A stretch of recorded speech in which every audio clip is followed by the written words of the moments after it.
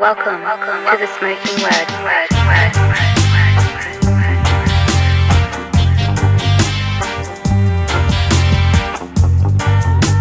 Welcome to the Smoking Word. What's up, everybody? Before anything, December 8th through 11th, Texas, we will be in the motherfucking building. We are redoing those shows. So Austin, San Antonio, Dallas, and Houston, December 8th through 11th, it's on. Get those tickets. Let's party. Time to represent. Brisket, bring it. Anyway, the Smoking Word podcast is always brought to you by CasaDeRock.com. Go cop that merch. We have a lot of stuff there. The holidays are coming, so get it while you can. You know, the postal is shit right now, so make those orders now. We got a lot of stuff in the works about to drop. All t-shirts are $21 for 2021. 2021 is almost over, so don't sleep before it becomes $22. But listen, CasaDeRock.com, merch, support the show there. Shout out to my worldwide Patreon family. Thank you for holding me down. I see who you are. You're out there still holding rock steady. And, we've been, right now I'm in the middle of moving. So I'm getting my house together, everybody. But we have a lot of things planned for the future. It is on. We're about to take the podcast, YouTube. We're planning to take this hardcore, the whole culture to the next level that it deserves to be on. So, Smoking Word, thank you for Patreon for being patient and holding me down. And everybody out there, you should be thanking the Patreon family for keeping this ship cracking for you cheap fucks out there. And it's okay if you don't got money. You know, a lot of us are going through some hard times out there, but subscribing is free. So there's no excuse. So if you're listening, you got a Wi-Fi signal, an iTunes account, subscribe is free. But again, on the real worldwide Patreon family, one love. That's how you support the show. Patreon.com/The Smoking Word. Again, Patreon.com/The Smoking Word. Follow me on Instagram. The Smoking Word Podcast is on Instagram. Hoya Rock 357 is the handle. Listen, it's important that you subscribe. Not only that, it's free, so there's no excuse. That's how we earn our spot on the roster with everybody else. We got to let the world know about this hardcore family. They're missing out. So anyway, this is the word to our world. Let's keep it cracking. Shout out to everybody out there doing podcasts. You know who you are. Go support every hardcore, underground, punk rock, whatever you want to call it, podcast. We love Metallica and the Misfits, but they're rich. Support the underground, the people living in the trenches. Shout out to Warlock Cabinets. Listen, you might have seen the beast that I got made, so I'm ready to shake those asses. Warlock Cabs out of Massachusetts. Go check them out. Follow them on my Instagram. Go get a cabinet made. They're killing it. Really grassroots quality shit. We're shaking asses around the planet. So look out for my blue rock box out there. Shout out to my brother Chris and the Crewhand Boys. Shout out for the gear. That's my new favorite band. So shout out to Crewhand. Go support them.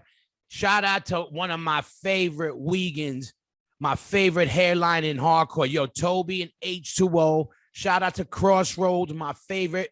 One of my favorite. That's probably my favorite. And shout out to OG Grill. Those are my two favorite spots. If I got to eat grass and whatnots and fucking dingleberries or whatever it is, I'm going to Crossroads at Organic Grill. Shout out to all you vegan plant eaters out there, and shout out to Babylon in LA for, I gotta say, probably the dopest collab shirt I've seen with the white fucking what do you call it, the AF shirt with the cause for alarm design.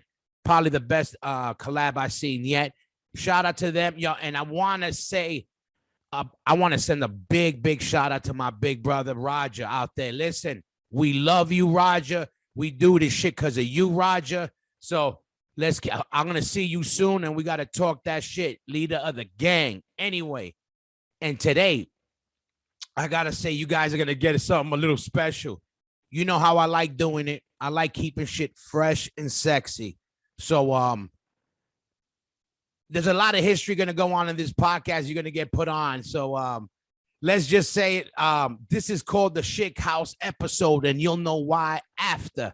So tune in, enjoy the ride, and let's set this shit off.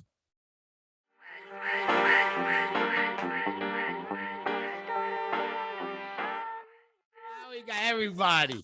Am I the only one? I only right see now, myself. wait, you know, you're first right now in the room. I had to bring son, what's up? Everybody, welcome to the room. Craig ahead, and next up on deck. Hold on, we're gonna start bringing these people out right now, and then we're gonna get silly on this. This is gonna be a special episode right here.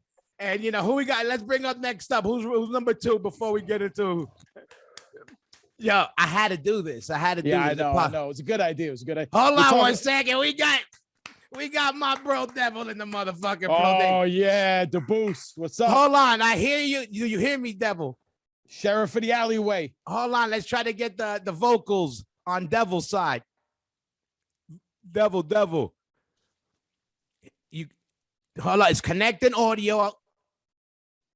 Yo, is that light too harsh behind me? No, you look angelic. Thank you. Devil, we can't hear you yet. It says connected to audio. Devil. Oh shit, what's that? What you got in your hand? That's a old school Joe Louis soda ad. Joe Louis Punch. Yeah, I like that. I like that classic. You see right here, we're going live. We're trying to get my brother Devil. This guy right here is the OG. We're gonna get into Devil, but I'm trying to get his vocals up in the mix now. Yo, Sean Sullivan gave me that, and he also gave me this. Now you're gonna love this, Hoya. That's a Cleto Reyes glove signed by a bunch of fighters, one of which is Manos de Piedra, Roberto Duran. Yeah, that's hard. Bam. Hard. Hold up. Look at hit Devil up and tell him to sign on that we can't hear his vocals. You want me to? All right, I'll pop. Yeah, text him on your side. You stay on. Yeah. Oh, you're on the phone. I'll tell him to use the link. Yeah, tell him to hit the link. All right. Right, everybody. Welcome to the Smoking Word Podcast. We're doing things live and direct. We're making this happen. Yo, let's get who's number 3 up. Let's get the third finger of this hand right here. Yeah. Armand. I see you, but do you hear me? Check. Oh yeah, can you hear me? Yeah, I hear right. Armand. What's up, There we go. Nice. All right, so right now, this is the deal. We got Craig's in the building. We got Devil in the building, but Devil's vocals aren't on yet. So we're working that out. All right. What's up with you? Oh, not much. Just waiting on the Bunyan, you know? Yo, everybody. So while we're working on this vocals, I keep saying the vocals like if we're like recording a record. What's up, Mark? Yo, you hit him Not up? much. Oh, you got a pro background, man. Listen, I got like a bare light above me. Yeah, Yep. we need Devil. I need Devil. Devil's the link. He's like the cauldron of this. Yeah, you know? he's it. He's the only good guy out of the 3 of us. I know. But everybody, real quick, what I want to say, so look, this is the thing. What I wanted to do with this while we're working out Devil's audio. So everybody already knows Craig. All right, he's in 1,000 bands. Everybody knows Armand plays drums or whatever. But it popped in my head. I don't know when it popped up, but the other day I was like, I don't know if Craig hit me or somebody, and I was like something about the Schickhaus. We were talking about the next bass episode we're gonna do and putting that together. That's what it was. Yeah, we were talking about that, and then something with the Schickhaus. I said, "Yo, imagine like that's what we should do is do the Schickhaus, like because I was gonna get. I was like, of course we're gonna get sick of it all. How you got to play drums? Yeah, we know you're from a foreign country. We've been through it. We know. Yeah, I'm from Queens. Yeah, got bass from Queens. Danny. But then I was like, okay, we could touch base on that. But I was like, there's a lot of history in Queens and in that specific area of Queens. And then there was a lot of, funny shit and crazy shit that happened in that specific apartment. So I was like, you know what? This way I could get everybody on. And you know what I like doing with these podcasts is this. This is the difference. This is why I'm going for people's heads on the podcast shit. Devil, you hear us? Devil, come on, let's get that vocal. I try to get like people that aren't normally together. You know what I mean? Like, Devil, come on, I need Devil's vocal. So I sent him a text explaining that he's got to approve the Wi-Fi connect audio or whatever. I see him. But I wanted to get everybody, and I said specifically, you have headphones on, Debus? You got headphones on? Does he have a microphone? Do you have headphones with a microphone? Yo, but you know what? We got him. I love it. I love it. I right now you can't get the audio going. We could be tearing into him, but I'm a changed man. He's my friend. The man. Right. This man has helped me so much in my life. He did now that you see him, you're such a. I got nothing but love you up, motherfucker. Yeah. We go. Yeah, that's what I listen. Devil, I wasn't gonna budge. I wasn't talking scratch.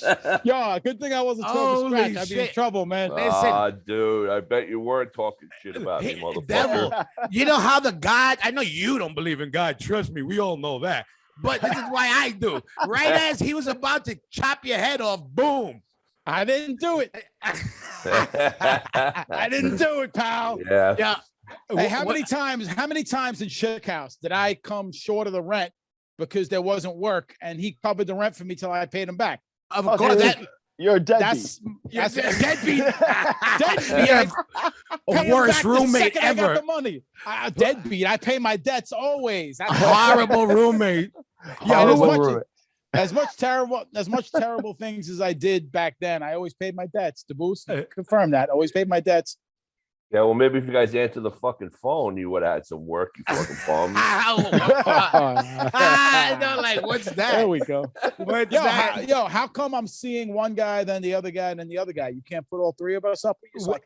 I don't know. I see all three of yous. Yeah, I just see me in the corner, then Hoya, and then I see them switching back and forth.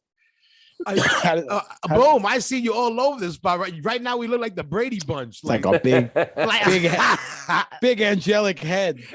Yo, but I like got a Devil. big gallery in view. Yeah, Devil. So let me get Devil up to speed a little bit. I was basically saying, like, all right, I was talking with Craig the other day because we do what I try to do with the podcast shit is like, all right, I ain't gonna ask the same fucking questions we all our boys asked each other the last 100 times about fucking how we found hardcore. Okay, we all know that shit, but I was like, there's always the stories and whatever. So I was talking with Craig or whatever, and the Schickhaus. And I saw you recently, it was in the air. It was lingering in the air. And then I was like, yo, it'd be bugged out. I said, this way, same thing with Armand. I was like, of course, do a Sick of It All one. I was like, all right, everybody did one. I was like, now I could get everybody on and not just be, what are you doing during the pandemic? We all fucking know. Not working, not playing. That's what we're doing. I'm not in a band, so I work the whole time. Yeah, exactly. Right. Well, like you did your whole life, right? Basically.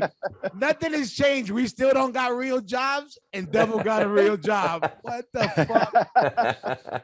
Right? Like 35 years a real job. Yeah, and I got to so basically I was like thinking, I was like, man, the Schickhaus. I go, there's a lot of history there too. And I was like, and I wanted to get you on good because I was like, you're grease to the water right here, or they're the water and the grease.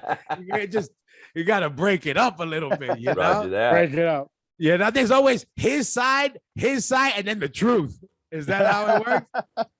Well, I would be the truth in that scenario. Don't fuck out of here. Yeah, but and again, so people, all right, the Schickhaus. Let's start with that. So the Schickhaus. Let everybody know. First of all, some people, a little bit older generation might have heard of it because it was also around a lot when you heard about Sick of It All. You would always hear because it was like back in the day, there was a lot of hardcore houses, Gorilla Biscuit House, Warzone House, and then there was the Schickhaus. But the Schickhaus had its own, it kind of came with its own name. The Gypsies left it with, a name already, right? Well, we got that from the hot dog company. Oh, It's kielbasa. Oh, so We took Yeah, the it's little kielbasa. sign off the kielbasa. glued on the door. so that's listen. You just what do you call it? Debunked my whole theory. I thought I remember seeing it, and I thought that was the family that lived before, and I was like, no. oh, they must have been German. Schickhaus. Like I swear to God, I was like, oh, that was a German family. Nah, man, the three of us were that family. Yeah. Schickhaus family. And You were so- like, and you were like the bastard cousin that You're would the jump in, squatter. that would bring trouble. part-time squatter. You would bring Money, trouble. so let's fuck with him anyway. Yeah, and all right. So Are we gonna get into that? Are we gonna tell the truth about what happened there, or is Truth. it? I'm What gonna is just- this? Yo, what's the statute of limitations? No, on, there's like, not. for real. I'm being serious, man. The person they were after is dead. They never got him, so he's all right. I think I'll leave that part. But yeah, I was like, but this there was the were whole two thing. people, as far as I remember. So we'll go into this special. It was like a safe haven. That shit was almost like a church during fucking wartime. You know, like you ain't supposed to go in the church. You can't go in. It's like. Yeah. Hey, But you hey, mentioned you know the what gr- though? Oh, I'm sorry, DeVos. That's all right. But you did mention the Gorilla Biscuits house. That's where we hatched the idea for that. It was New Year's Eve '88. Was that it? Okay. Yeah. Yeah. The party. The party. At the that they party. had with Civ. Oh, had, okay. yeah, Civ At had. Siv's at the Gorilla Biscuits house. I remember that. Yeah. And we I were fa- I shooting off all found, those little party poppers, and that kid's like, "Oh man, it's funny until someone loses an eye." Like, look at this guy. He's like 16. He's your fucking parents already. What the fuck? Yeah, and let's lose an eye.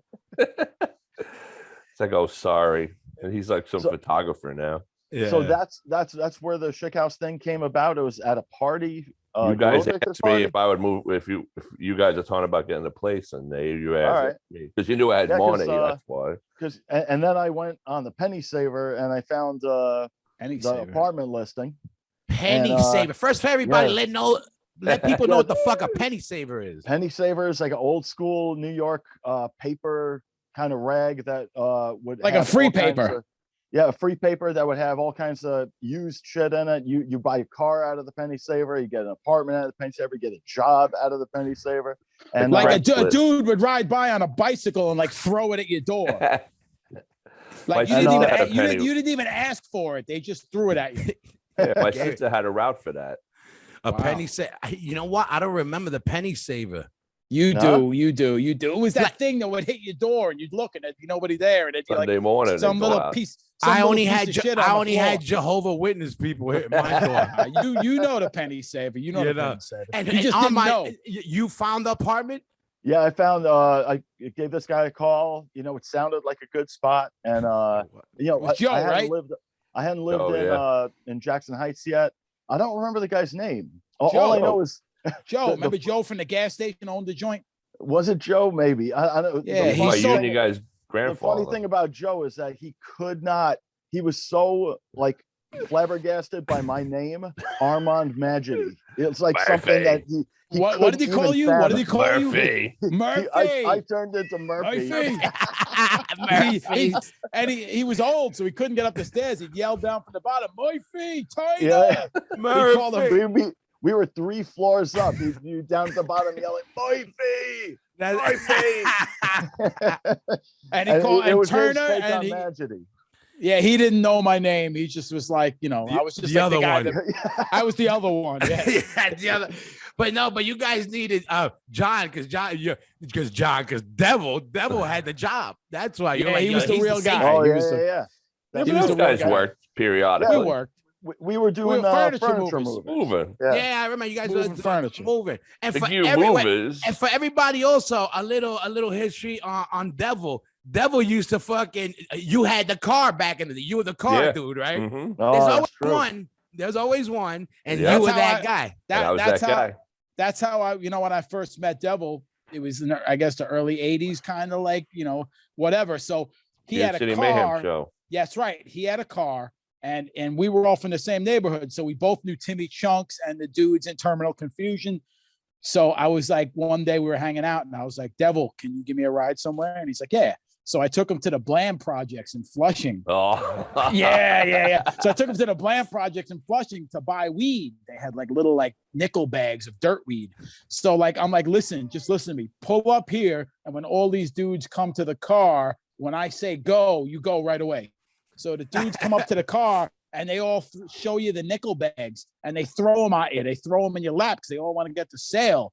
So they throw them on your lap, and you're looking at them, and you take one and you look at it. You got 3 or 4 on your lap. Maybe you take another one and look at it, and you say, go. And I made him drive away and rob the weed from the pot dealers. Creep, what a creep, nickel bag creep. You go around the corner, and there was like down the block, there was a light, and you'd always think like, if the light's red, I'm screwed. But they never came after you. They just didn't even care. They just looked like what they I guess they looked like, white kids from the other neighborhood. Yeah. If we hurt one of them, none of them are gonna come back. So I guess that they just kind of like let it go. It was probably like such dirt weed. It didn't even matter. They just looked like it. And next time he came back, they didn't even say anything. Nobody cared. They had just finished pissing on it.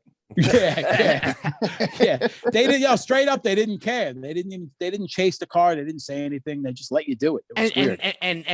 And what you were driving in, was it a station wagon? We always What'd you have? There's always a station wagon in the house. We drove the station wagon. We had one. No, I had a 76 Plymouth Volare.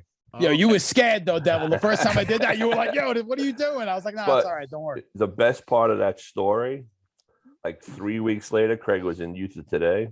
And they were playing the fucking matinee, and like each person had their chance to preach about straight edge, and this motherfucker, and I'm like, dude, we just robbed the drug dealer. Like, you're like, go, nickel bag creep. No, I went straight. I became straight. The next week, they straightened me out. I was straight for a couple of years. I was straight after that. From there on out. Yeah, the week after. You're right. The week after. For a couple of years. Yeah. It was like it was like the wind. It changed like the wind. Yeah, but how crazy ain't that something that's lost nowadays, right? Like they used to be like a war zone. Like we said, there was all these hardcore houses. Yeah, there really were. Like even if it was the maximum rock and roll, whatever house, there was always a house that everybody knew about that was connected to a band. You don't see that shit no more. I don't know why. I guess not, right? Strange. Not even like hardcore B&Bs. Nothing like. But now I'm 56. So well, I mean, not us. I don't expect but the younger generation. That would be great. Like the young kids would have something similar going on. Yeah, you're 56. Maybe you're 56 to boost, huh? Wow. I didn't know you were that much older than me. Oh, relax. Don't say that much. Don't say that much. I'm 28. What are you talking about? He was like, I did, but eons older than me. Come on, why are you trying to do that? Nah, Devil's ripe right now. He's right. Yeah. Devil's the sheriff of the alleyway. He's the leader. He's the guy. He's got the tin badge. Yeah, he runs the Ponderosa. Derek, he's the leader of the whole thing. He's the pot, and I got to see him in fucking Las Vegas. We were fucking. Yeah. Oh, you both used. I forgot. Wait a minute. Yeah, that's why it was also lingering in the air. Like this whole thing was lingering. That's right. That's right. Las Vegas. You know who else I saw there? I saw Duck there. So did I. Oh yeah, because of the Lunatics. I passed him on the street, and we talked for 5 minutes. And I was like, "Yo, what do you do?" It was really weird. And I meant to hit him up since then. I just haven't. He was out there with Gina. Gina was playing in Lunatics. That's right. Yeah, I saw them when I was hanging out with Stormy. I was talking to him backstage while they were playing. I haven't. I forgot that he was. I haven't seen him. I haven't seen that guy in years either. Yeah. Wow, he doesn't really go to shows anymore. I guess that's why. I haven't seen him since he had the motorcycle shop. We used to like box in the shed. Yeah, the Harley Davidson. The fighting stork. Yeah, the fighting stork. He had a fighting stork. That's a horrible fucking name. He had a friend that was a pro fighter out of Utah, a very good boxer, and the three of us would spar and we'd work out. It was good. Yeah. He's like 7 feet tall, Duck, though, so he'd hit you from across the room. You'd be like, the guy was like, yes, this guy was like, go gadget. Where was he? Was he a Queens guy? He's actually, at that point, yes. At that point, no, because I know he was around. Like, tell the story, Al.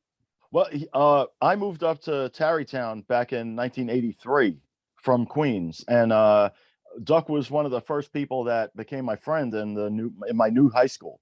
So we went to school for. I was there for a year and a half. He was there for like an extra semester, and then after we were done with high school, then we all moved down to Queens together. Crazy. And that's another thing. Like you just get back to Queens. How crazy is that you just moved to another state with your homeboys? Like, I mean, that was common for us, but I don't think people do that anymore unless they're going away to school. Yeah. Well, it was just another borough. I mean, from Westchester County to Queens, it's not far. No, to you it was not that far. To us, that's another planet when you're in the city. Yeah. You know what I mean? That's like, that might as well be Boston. I mean, you know what I mean? You don't see, the boroughs.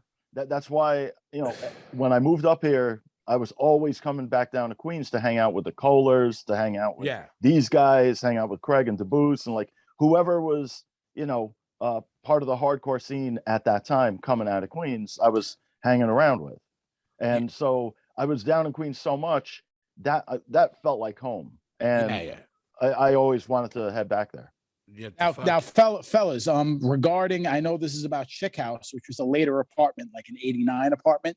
We should probably go into the original Duck apartment and the stories that are involved in that, because we got some crazy stories about this first haunted apartment. All right, and I'm glad you say that. God, I'll give it, because you know what? Tomorrow's Halloween. I just realized it's a Halloween episode. It's a Halloween episode, and we got the devil here. We got fucking the Antichrist there. We got fucking Craig. And me and Craig are more on a. We're bass players. So you got the bass players. We believe in the higher powers. These other guys, not so much. Lower powers.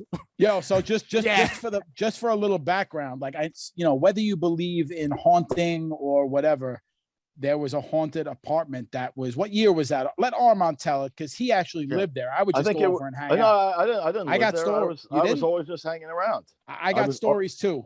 It was strange because I was living in Manhattan, but I spent every single weekend out in Queens because Manhattan sucked. Was that when you were at the Rivington apartment? Man, sucked. No, I was living with Steve Martin in East Village. Basically, I was like the guy that every place you lived, I was the guy that stayed on the couch half the time. Manhattan was great Monday, Tuesday, Wednesday, maybe Thursday, but the weekend it was just horrible, because you couldn't even order a drink, you couldn't even fit inside a bar. It was it wasn't comfortable. So I would go out to Queens and hang out with these guys. It was Pete and my friend Duck, Pete from Sick of It All, and my friend Duck. And Pete had this girlfriend that ended up moving in, right? And these guys were there it was Duck's parents' apartment, right? Duck moved Duck's mom's apartment. And his mom basically moved to Queens so he could be around all of his friends. Yeah. So that's the story. She got the place so that he could be in Queens, so he could hang out with all of us. But she wasn't there right away. She had to take care of all kinds of shit up in 6 months or something. No, it was longer than that. It was like it was probably close to a year. Like Devil moving into Schickhaus, but we'll get into that later. Oh, that's true. Gotta go there. I forgot about that. Save it in your pocket, Devil. Oh, this one's in my pocket, right? It's right in the pocket, right Wait, there. hold, let me get it out. All right, there it is. There you go. So it was at first it was just Duck and Pete living there, and we were hanging around there probably for maybe 2 or 3 weekends went by where there was no kind of problems, and then there was this girl, Pete's girlfriend, that moved in. One of the first things she did was start telling us how her house up in Yorktown was haunted, right?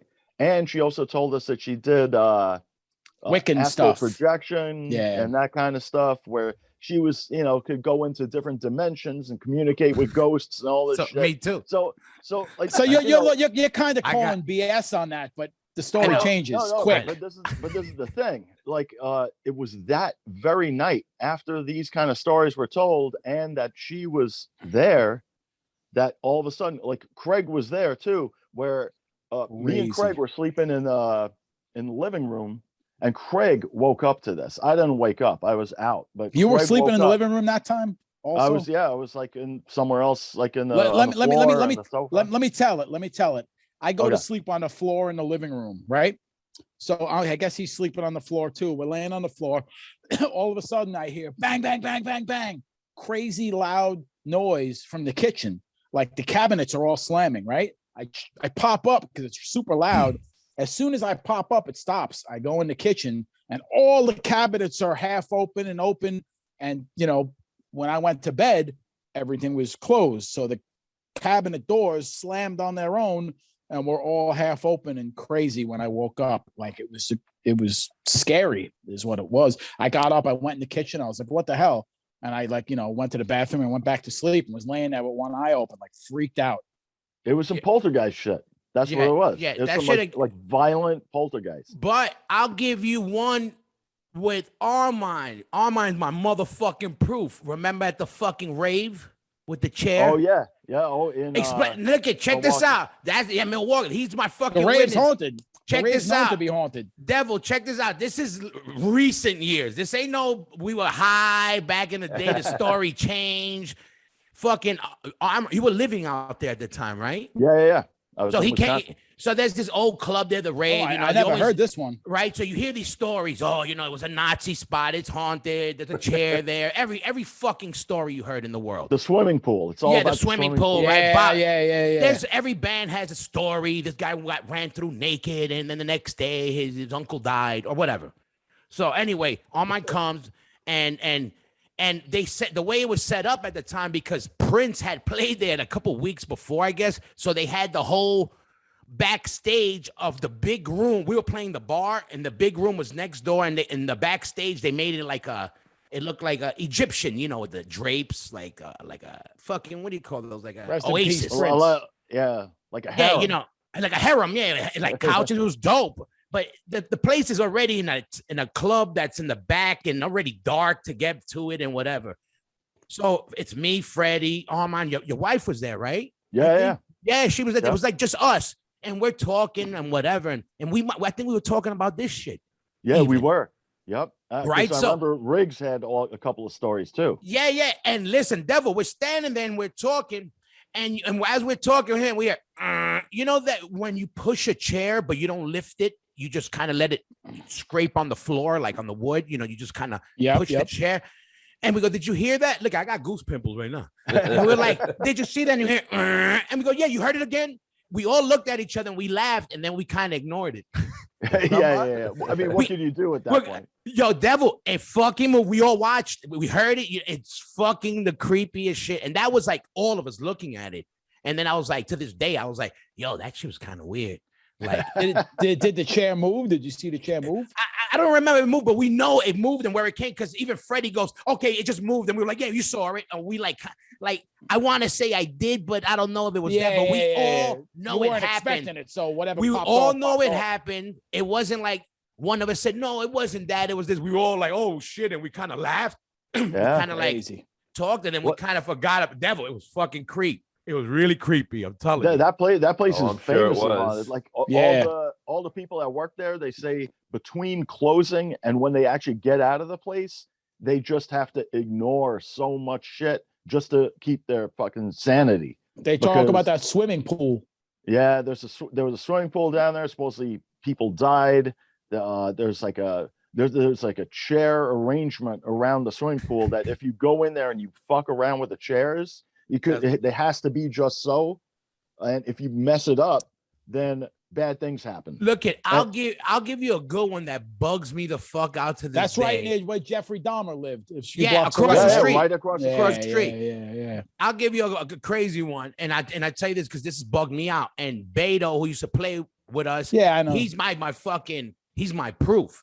So when that Ouija board shit came, not when it came out, but when it was, don't mess with those, man. Listen, that's bad stuff. That shit is fucking real. I'll tell you this now. And I was the first dude back then to be like, motherfucker, that's bullshit. How could Parker Brothers, somebody who makes Parcheesi, fucking tell me the future? Suck my dick. Like, this is bullshit. I was that guy. Listen to me, that guy. So it's me and Beta. We're 15 years old. We already, whatever, we're already big enough to know what we're doing. And, the age of curiosity, we got this fucking thing and we're like, we heard it works. And I'm like, it ain't, it ain't working for us kind of. And then we start reading on it, like beyond the instructions, you know, and they're like, you got to do this and do that. And so we start kind of naturally getting into it, like trying to make this shit happen. Long story short, we get it to a point, and he's my fucking proof. Everybody out there, you can hit up Beto, my motherfucking proof. So we would get the shit to where it start moving, and it would, you know, start, you know, the thing with that, they would say, you're not supposed to ask it the future or whatever. You're supposed to ask it questions of stuff that happened. That's what they say. So like, how, you know, how old was Craig when he first played bass? You know, it should say that. You shouldn't say what's going to happen to Craig. This is what they say about the future. Anyway, so we're asking. Yeah, you don't want to be knowing that shit. But this is what they say you're supposed to do and not in the Ouija laws or whatever, the fucking guidelines or whatever.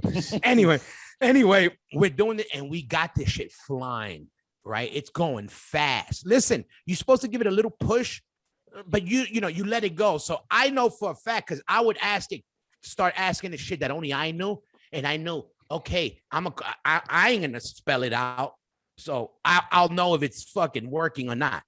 So we got it to a point where, you know, we had this one kid who kept coming on named Tommy. I remember this. Now, remember, I was fucking 15 years old, 16. I remember this shit still. He would come on and he was Tommy, but he would answer all these questions right. And, you know, we're kids, we're in the band, new band. We're not even in a new band. We just started to play instruments, and we're like, are we gonna ever, you know, do a record, you know, whatever? And it starts saying, yes, it's me and Beto doing it. And then it starts saying, well, you know, we were best friends and whatever. And then it starts saying, yes, you're gonna do records. And then it goes, you're gonna do records, but not together. It said, and we're like, that's bullshit. You know, we're homeboys. You know, we're always gonna do records. You know, one of those, right? And then it said, you know, and it would say, yeah, you know, and different words and smaller words, but it said, you both gonna do records. Then I go, oh yeah. Who am I going to do a record with? And then it said Road Racer. Now check this out. Listen to me. Exactly. It said Road Racer. And me and Beto started laughing because at the time it was only death metal, black metal. And we're like, oh, whatever. And we're like, yeah, okay. They're going to, you know, a hardcore band, Road Racer, whatever. We know, but for the people out there who don't know, Road Racer ended up becoming Roadrunner. Yep. Me and Beto both did records together at first, separate. He went with 25 to, we broke up, you know, whatever, we separated bands, and he did his first album with 25. I did mine's separate. So it also told us that we were going to do our first records, but not together. And then it said I was going to be signed to Road Racer. And then it said your brother's going it said your brother's going. After that, it was like he's going to the Middle East. And then it said USA we win. I never forget that. And we're like, what are you talking about? Then he got called for the draft. That's crazy. And Beto remembers this. This was all at this time. That shit would fly. Would fucking fly. It got to a point where we were doing that shit too much that we had to get rid of it because we were getting bad vibes on shit. Oh, dangerous stuff, man. I don't want to even go there. I'm surprised you didn't get bad vibes right off the bat because I think it got us. Like, anytime I've been privy to a Ouija board session, I've seen some weird, evil shit happen.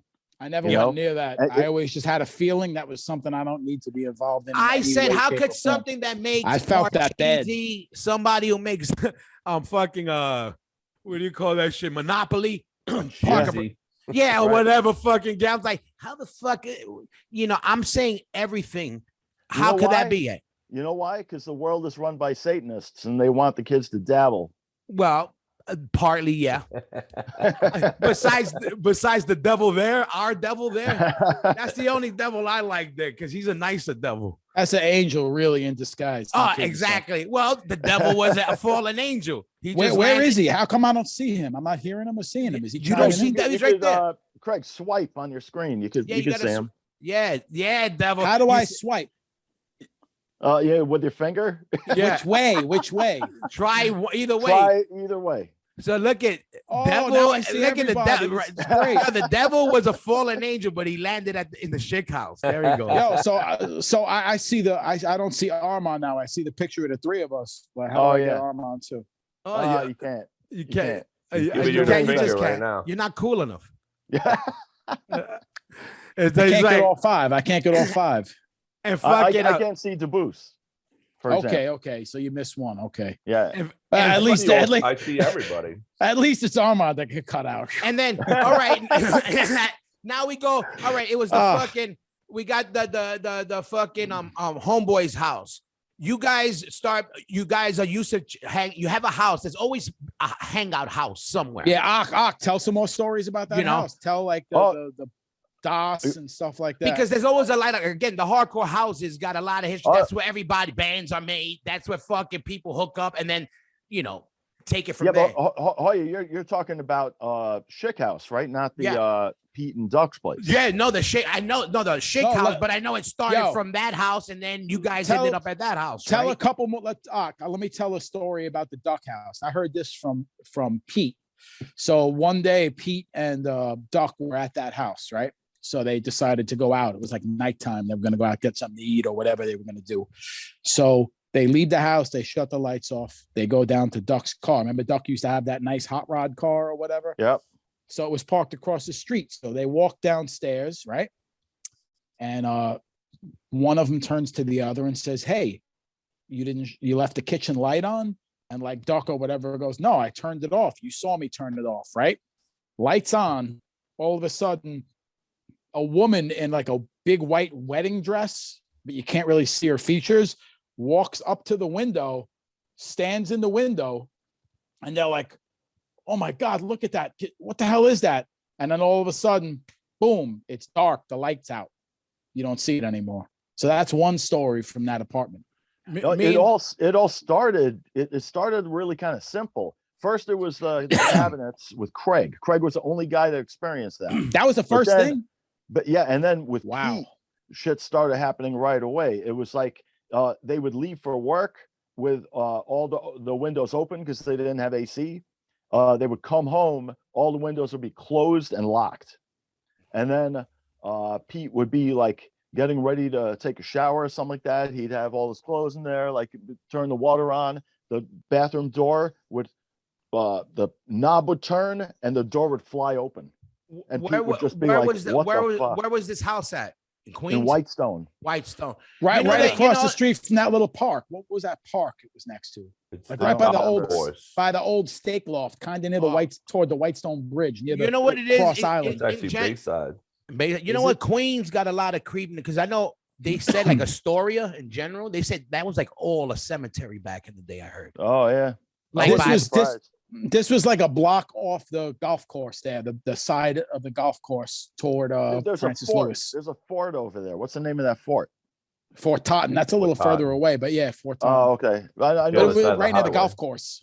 But fucking you guys, but I'm saying Clearview Golf Course. Right there. That was the first house that you guys were all like kind of break bread at. That was the house that you guys hung out.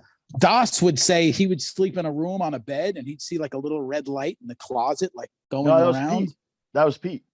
And Pete saw this little red light. Every time he would like lay his head down, he would look into the closet and he would see this little red light kind of shut that damn closet door. What are you doing, man? Yeah. But he said he would watch it kind of spinning around. It would leave the closet and it would go on the wall and it would go on the ceiling. And he would just watch this thing do its, kind of like fly around the room. And then at a certain point, he would just be like, "All right, fuck it, I'm going to sleep." The funny thing is, after my friend Duck's mom moved down there and finally took over the apartment. After everybody was moved out, all the kids moved out. Duck's wife stayed there. And this is like probably 2 years later. And Duck's wife didn't know the story about the little red light. She told me that she woke up in the middle of the night and she had to pee. She looks over and this glaring red light coming through the door, making shadows on the walls. The entire door is lit up red. And she just covered up again and went back to sleep because she was so scared. Whatever that thing was, it grew in power over a couple of years. Yeah, I think, sometimes, because I believe in that shit, but I know you put that shit in people's heads, they'll make that shit happen themselves. They'll start bugging themselves out. It's possible. I know it kind of feels that way because it wasn't until that girl moved in with her stories, it might have been an energy that she brought. Yeah, she might have had that following around, you know. Well, she was into astral projection, so she opened certain avenues, I guess. You know, she had open doors in a sense. I'll tell you, I'll tell you a crazy one. So, like, there was all these crazy, have these dudes. Unfortunately, this is a Halloween episode now. Unfortunately, when you talk about some of this shit, there's a lot of bullshit people out there that kind of debunk it. It's hard to, it's always hard to like prove this type of shit when it happens. But there's definitely shit in life that happens that are unexplainable in every way. Coincidence is all right. Even a good coincidence is amazing. Like my ex one time, she was like a Canadian girl, and she was like, I'm gonna do a party. This was again, this was like in my 30s. This was like not too long ago. But last month. But anyway, she's like, I'm gonna go. She's like, we're bringing this native reader. He's a native guy and he reads. And I'm like, oh, you girls are getting robbed. I'm thinking like, he sees 20 like these Queens Canadian guy. 20 Canadian girls, from the burbs. Oh, he's getting paid. He's gonna, he's gonna have them mesmerized. He might even leave with. He might just inject a couple babies that night. Who knows? Like that yoga guy. I was thinking that, but I know you were, but you didn't say like that yoga guy. But anyway, that's another yoga story. guy. But anyway, that's another podcast. The Burke Room, whatever. Armand might know about that guy. Yeah. The Bikram guy. Yeah, Bikram. Armand might know about him. I don't know about that. He's like one of his cousins or something. I saw that documentary on the dude. No, but anyway, she goes, but check this out, because you guys will all know, kind of bug out on this one too. And then she goes, yeah, I'm gonna go see it. And I'm thinking, whatever. She was a sweet girl, but very gullible also. Like, but whatever. I said, go ahead, have fun with it. So she goes, whatever. Fast forward, she does it. And then she's like, she comes back for Canada or whatever. And she's like, hey, it's cool, that thing. I got it on tape. He let me record it. That's pretty crazy already. It was on tape. We recorded on a cassette, which is crazy. They don't even exist anymore. But anyway, so she goes, I go, cool. She goes, yo, you should hear it. It's kind of interesting. You might find it interesting. So I'm like, all right, let me check this shit out. And I put it on, and you hear the guy, oh, hello, ladies, and blah, blah, blah, whatever he's fucking saying. And he sounds like Barry White. So, yeah. So I don't know what he starts saying. I don't remember exactly, but he starts kind of giving her reading. And then she goes, oh, you have your man, you're with somebody right now. He's very far away. You really love him, whatever. And they go, what she said, something like, he's a, musician or something like that. She goes, yeah, he actually is. He's a musician, blah, blah, blah. And the guy goes, I hear it. I'm listening to this now. And he goes, yes, somebody's coming through and wants to say, there's a couple people. There's actually 2 or 3 people keep trying to come through, but one keeps coming in, and I don't know. I keep seeing a blast. He goes like this. Damn, I'm getting goosebumps right now. He goes, I see a blast, and then he's saying, I don't see it, but she's telling me, I hear it. I know what I see a blast. He starts patting the back of his head, and he goes, I don't know. He keeps saying Guns N' Roses, Guns N' Roses. She's like, I don't know what that means. She's like, you hear us? She's like, yeah, he's like a hardcore guy. He don't like Guns N' Roses. Because I don't know. This is what's coming through. I see a bang, a back, and he goes, but he's saying he's all right. He's all right. Well, Double O, his whole shit before he died and whatever, he goes, if I die, whatever, I want you to play the Seal song, Kiss from a Rose. And I was like, what fucking kind of fucking sucker are you? I would fuck with him. And he goes, no, that's it was a song he, in jail, he fucking, latched onto. And he was like, that's why when he passed, we also had roses for him. And he was always with the gun. And then she goes, and he got shot in the back of his head.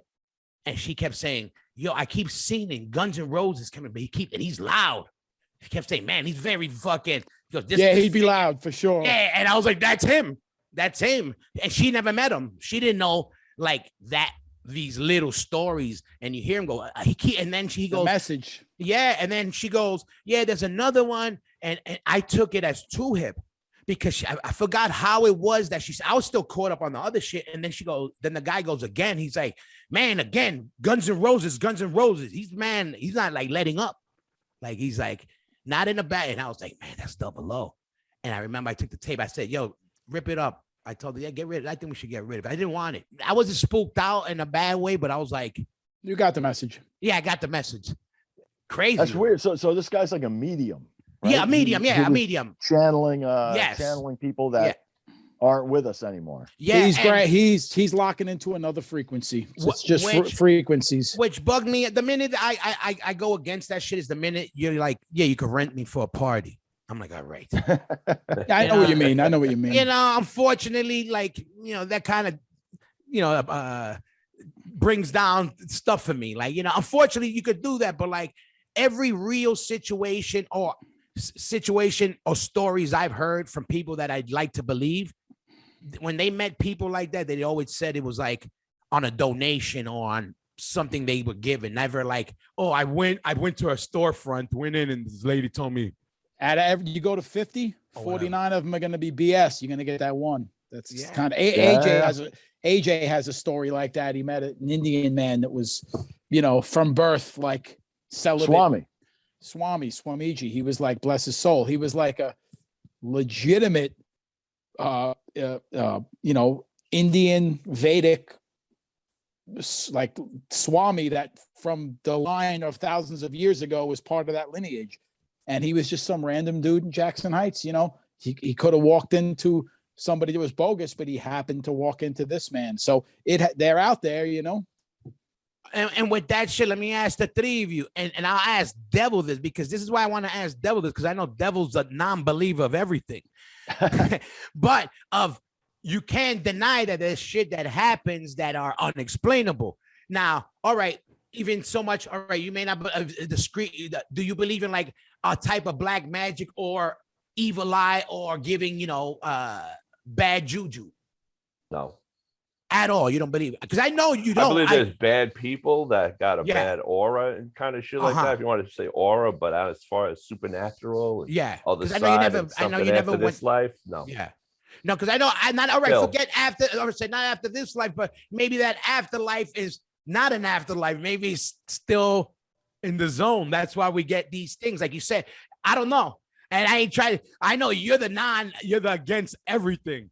So that's why I was wondering, but I was wondering because there is shit that goes on that's, you know, unexplainable. That to me, maybe this is the bogus life, the afterlife. The other real life is where you came from and where you're going. Maybe because that's why you tortured me so much, Craig. Yeah, helping me.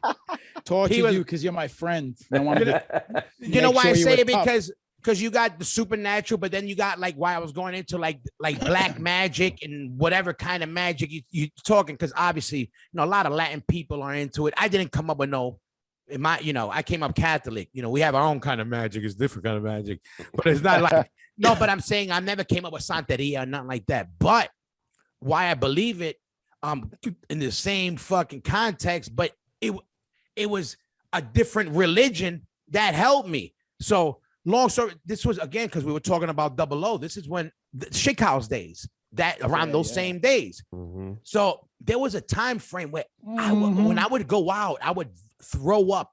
It was crazy, bulimic. I was never bulimic, you know that. But there was a time when I would eat out, I would throw up. Like it was guaranteed. It was crazy. Like no exaggeration. Hundreds of times I must have thrown up. Because that's strange because, you know, back in the Schickhaus days, Devil had a lot of diarrhea. So he was possessed. Maybe that was that's when the lump of shit you put in the fridge. You know, twice cooked pork from Wing Lee. Remember Wing Lee? But check this out. Food poisoning from there. Yeah, but by the time that dude took that over on that moped, Wing Lee was the man. But check this out. But look what happened. So I was throwing up to the point where a bunch of the fellas always would have pictures of me, and you're pissing like a fucking savage. This guy. Who says I'm pissing? I can see by your face. I can look at your face. You're doing that. You're jerking your little weenie. Dude, I'm pouring myself a glass of water. You guys are creep. Shout out to Toby and H2O. Dude, of water. It's a glass of water. Let me see it. Then drink it. It's a glass of water. You want it? No, but check this out. I thought you sit when you. Anyway. Here's the glass of water. See, it's a glass of water. No, but listen. Yeah, you went back to the glass of water. No, I had to go to the kitchen and get the water. Listen, no, but check this out. So damn, you guys are hard, man. Listen. So I'm throwing up a lot. It's ridiculous, but whatever. I'm pouring the water. I gotta watch it spill it. But whatever. I'm like not thinking nothing of it. And Double O goes to me. He's like, "Yo, dude, what's up with that shit? Yo, what the fuck?" And I'm like, whatever. I'm kind of blowing it off. But he's like, this is 6 months later. This is months of me constantly throwing up. It would be like a thing where I'll be somewhere and I'm like it was crazy. Now I think about it. That's weird. Yeah. Did anything else come with that? Any other physical stuff? Nothing. So check this out. One day we're at the house and he goes to his grandmother. If you don't know Double O's grandma, she was rest in peace, but she was an old Albanian grandmother, insane nut job, could probably crazy. Throw a horn if you want to stay on that good side. So right away he goes, "Yo, let me tell my grandma. Let me ask my grandma." I'm like, chill. And he's like, "Fuck you, whatever." Double O. He's like, "Fuck that." And he goes to Albania. He starts telling his grandma, and she spoke English. I knew grandma real good. And then he basically tells her, "Listen, this fucking guy is throwing up. I don't know, blah blah blah." Right away, grandma looks at me. She goes, "Come with me." I go to the kitchen. She sits me down in front of the oven. Shout out to all you Albanians out there, because you Albanians. And check out what I happen to be wearing today. Yeah, I like that. For some of you, I didn't even realize. I just happen to be wearing that today. You look extra good. Look at that power. Anyway, so she goes like this. So she goes, sits down. She sits me down in front of the stove. This Double O's grandmother, right? And she turns the oven on and she starts heating up her hands and she's going like spitting, like light, and she's like in Albanian, I don't know, she's praying. They were Muslims, but she was going Bismillah and you're doing some Albanian Reiki on you. Whatever it is, it was Albanian down. Albanians, whatever, serious people. But listen, man. so they got some stuff. She's going over the fire and she's saying Bismillah and and I'm sitting down and she starts over my body like this, like just kind of with her hands. She takes salt, takes salt, a little bit of salt and sprinkles it around, right? She sprinkles it around my body. She's saying something. Then she takes a knife, a regular knife. And, I'm sitting down with my legs spread, regularly, how when you sit down between my legs, she starts carving an X. She does a thing. She breaks a piece of bread off. She goes, eat the piece of bread. I eat the piece of bread. She goes, all right, Hoy. She goes, try not to eat out unless you're family, eat in your own house. Don't eat outside for a while. She goes, a lot of people don't like you. Stay away from people. She was telling me I got a bad thing, but call it whatever. After that, it stopped and it never happened again. But it was crazy. Even if the whole thing is, what's that word, that thing where psychosomatic. Psychosomatic. Yeah, where they say it and you make it happen, then it worked. Then to me, it works. Yo, but if it works that way, it worked. But crazy. And this was when, I was like 18, 19 already, yeah, maybe 17, 18, like, growing up enough to know, like, I knew myself. It wasn't like a hoax or nothing. After that, that shit fucking stopped. Crazy. Maybe it goes back to that. Maybe it goes back to messing with that Ouija board. Who knows? Yeah, that fucking Ouija, though. Yeah, no. I mean, I don't know. All that shit is crazy. Like there's believers and non-believers. You know what I mean? Like the devil himself. So since we mentioned the food thing and the Wing Lee thing, Armand, you want to tell the Wing Lee story? Yes. I mean, tell it proper. Hold on. All right, hold on. Let's give a little recap. This so we're is coming back to the high-end Schickhaus. comedy. This is real comedy right here. So look, this is one of the special reasons about the Schickhaus. Why there's so many different types of stories or whatever. This is one of the most infamous stories. This is the Schickhaus. Yeah, so good lighthearted comedy from Schickhaus. We're having fun every day. All in good fun, right? So Hoya would come over every day with a bag of tools. All kinds of craziness would go on. We'll get into that later, though. We would always order from this place. Boy. This place called Wing Lee on Northern Boulevard. Always get Chinese food at Schickhaus, right? So the little guy on the moped would always like deliver it with the giant helmet. You'd see him going 8 miles an hour on the sidewalk. So after a few times of us ordering from there, I thought to myself, me and Craig, we got the idea to put on a porno and have, turn the volume up. When Devil goes to the door to deal with the guy, put on a porno with the volume all the way up. Just so it's just Devil and the guy dealing with each other, screaming pornography, and with Yeah, like all the porno sounds coming out of the apartment. So ridiculous. Just That's funny. putting Devil on the spot like that, right? And we got him so many times. Like we got him like 3 times. Yeah, at least 3 times. At least 3 times. And then like the next time we order Chinese food, we think we're going to do the same thing. It's working like a charm, right? So, and then, you know, when the wing lead guy comes, Devil gets up and he hits a switch on the wall. And we're like, what the fuck? And like all the things go It doesn't out. work. Like this is back in the VCR tape days. The power to the VCR goes out. The power to everything. the TV goes out. The power the whole living room shuts down. The whole stereo a kill switch for the whole living room. He wired it. It's an Irishman. He knows electric. And you know, I flicked it back on when he went over there, and we were going trying crazy. to turn all the power lights on. I was like trying to get things going. I'm pushing the tape in. Nothing's happening. So Devil actually has like the smoothest transaction with this guy ever. Gets the food, pays him, no crazy porno sound. Half talking shit to us, like, "Hey, you dicks! What the fuck you think you're gonna do?" Out of pure panic, we think to ourselves, "What are we gonna do? What are we gonna do?" Grab a bunch of porno magazines because we were 18 years old. We had back then there was no internet. It was magazines. You're a little older than 18. Okay, I was 18. You guys were like in your 30s. What are you talking about? 18? I was 20. It was 1989. I was maybe 19. 1989. I was 20. All right, who cares? We wait for the guy to leave. Stacks of porn. The front door of the apartment. He gets fucking rained down on with fucking. Open the window. We threw out like 50 porno mags. Oh my god! And the guy's looking up like this. Jumps out of the way. Great. What a great what did he do with the guy? Devil, what'd you do? Just say thank you, close the door.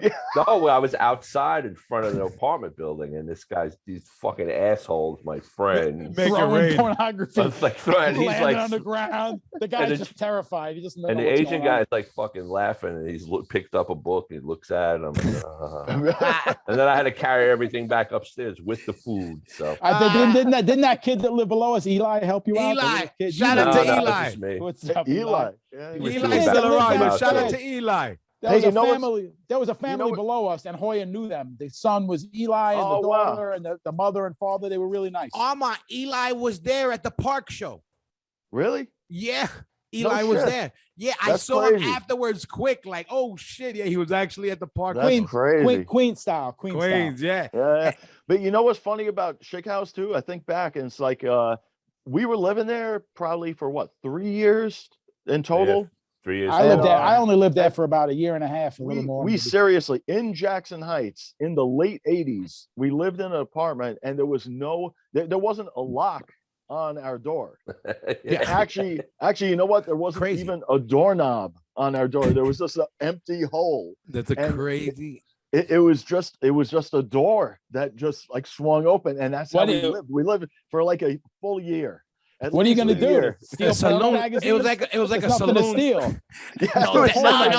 No, Devil had all the good shit. I remember Devil had all the good shit because Devil had a job. He had the job.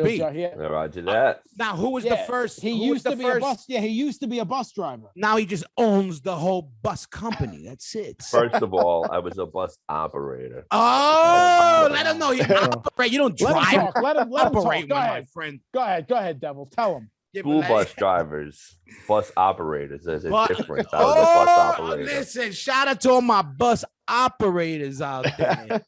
Our boy Jay. Shout out, yeah. Let me ask you this: who was the first group in the Schickhaus?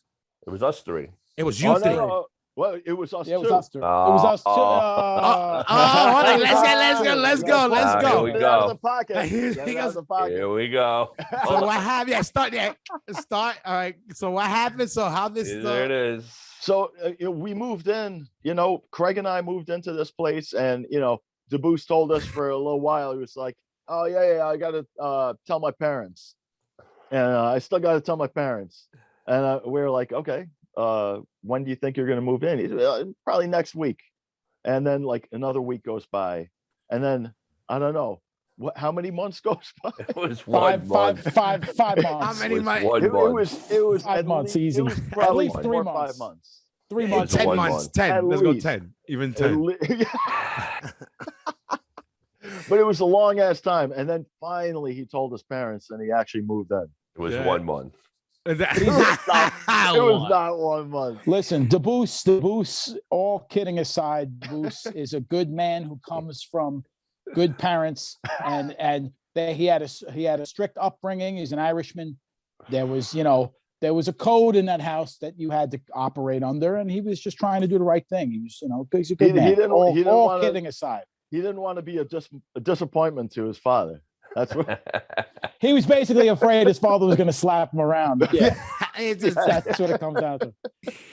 So I'm so glad I'm on this with you. Yeah, guys. yeah. It feels like you're in the dunk tank, right? Like they're This is throwing what like I got up early for. Just so everybody knows, we refer to Devil as the sheriff of the alleyway. The alleyway crew. He was like the pretty much the leader, the figurehead of the alleyway crew. Just so everybody knows, when you see Sick of It All alleyway crew, Devil is like he was the figurehead of the alleyway crew. To be real. And a girl named Maria White Trash saved his life, and that's why we have the song Maria White Trash. That's true. She said, and the last part of the song talks about devil and being and that's the devil. That's the devil, and she saved Devil's life. How emotionally, physically, or CPRly? Just by waking us up. Yeah. Oh, there you go. CPRly then. This was in the next apartment that. No, that was before that Schickhaus. It was before Schickhaus. I'm saying it was the next apartment right after the haunted one. Okay, yeah. We moved into that was before. I thought that was after Schickhaus. That was the that was the one over by the cemetery. Yeah, it was in between the haunted apartment and Schickhaus. Duck and Pete and that girl Nicole and me lived in this place. And thinking about it and talking about the whole ghost thing, and Nicole might have been the catalyst for all this happening. I don't think it was her, because she might have opened the door, brought some kind of energy that like created this thing. But when we moved to this other place in Flushing, there was no kind of haunting going on there, and she was there the whole time. She was living in the place the whole time. So I don't think it was her. I think it was whatever was in that apartment that was stirred up. It's hard to know the specifics of these type of things are difficult to get to. You know what I mean? It seems like such a strange. She brought the energy on. Let's put it that way, and then the energy stayed. Maybe a conduit. And then the energy stayed for Duck's mom too. And also how negative she could be if she saved our devil. Oh no, that's a different girl. Different girl. All right, then fuck her. Yeah. All right. No, but No. Go ahead, Devil.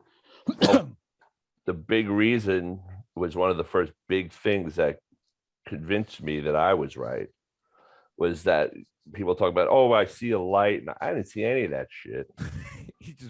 Right. And that was one of the first things. One was another one when my mom was dying.